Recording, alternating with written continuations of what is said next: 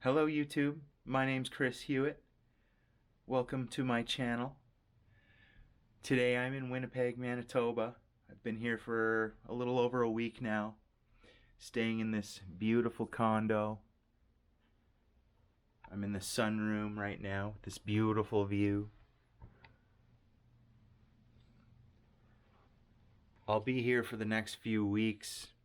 We drove here from Kingston in my car to give Caroline's mom, Susan, a helping hand.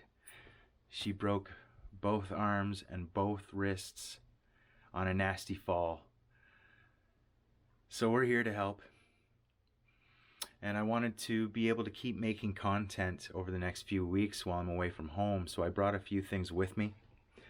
And this video is just a little something I've been playing around with, and I hope you enjoy it. There'll be more coming up soon. So thank you, and we'll see you later. Enjoy. So before I left Kingston, I was playing around with some sculpting, and I wanted to bring it with me to keep practicing.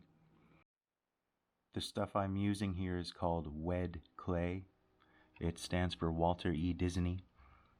He developed it years ago for film and prop making, and it's my very, very favorite stuff to use for sculpting.